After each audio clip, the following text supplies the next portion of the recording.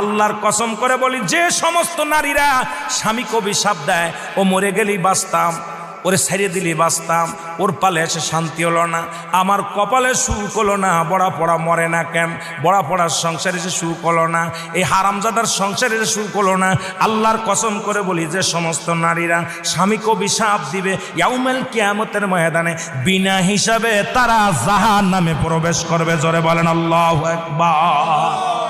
আমার মারা যারা মাইকের আওয়াজ শোনেন, শুনে নেন,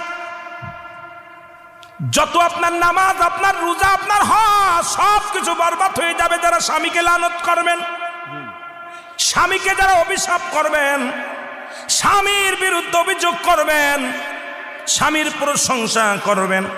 আল্লাহর দরবারে আপনি নেকি পাবেন, আল্লাহর দরবারে নফল বন্দেগী পাবেন।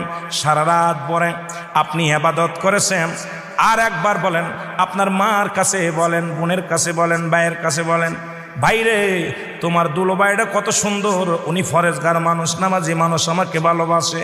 যদি স্বামীর প্রশংসা করো, এই দুনিয়ার মধ্যে নফল ইবাদত হয়ে যাবে, তোমার নেকি হবে, আমলনামায় লেখা হবে। নবীজি বলছে, অধিকাংশ মহিলারা ওই কিয়ামতের ময়দানে ওই জাহান্নামী অধিবাসী হয়েছে যারা স্বামীর লানতকারী। জোরে জোরে চিল্লায়া বলা যাবে না আল্লাহু আকবার।